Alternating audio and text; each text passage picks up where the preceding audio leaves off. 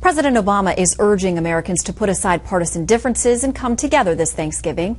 The president is getting credit for a similar message of non-aggression in pushing the Middle East ceasefire. But Chief Congressional Correspondent Mike Emanuel tells us tonight from the White House, no one is taking any victory laps just yet. As preparations of the presidential viewing stand for the inauguration continue outside the White House, President Obama has dealt with a crisis in the Middle East which could emerge as a huge issue in his second term. His Secretary of State, recognizing the end of hostilities may be short-lived, chose her words carefully. The United States welcomes the agreement for a ceasefire in Gaza.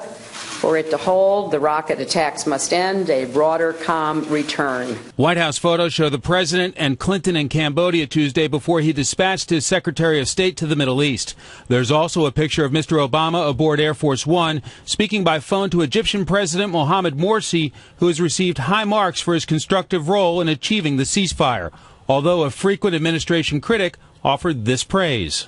I think actually it may be President Obama who gets more credit here. I think he pressured both Egyptian President Morsi and Israeli Prime Minister Netanyahu to come to this deal because I think he was afraid that the conflict would expand. Today, Morsi granted himself far-reaching powers, placing all his decisions, past and present, above judicial oversight and protecting the Islamist-dominated panel drafting a new Egyptian constitution.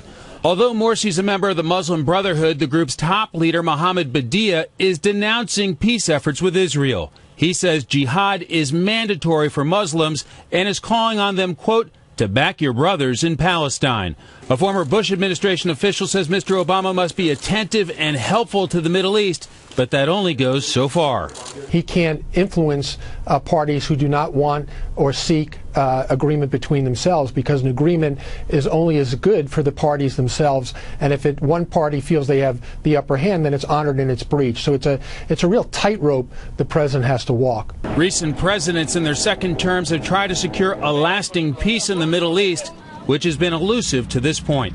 I don't know what big deliverable President Obama could be looking for his legacy. I think the best thing we could hope for is a status quo of peace and nonviolence.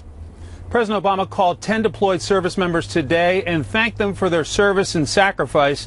And a White House official says he wished the troops and their families a happy Thanksgiving. Shannon? We do as well. Mike, thank you.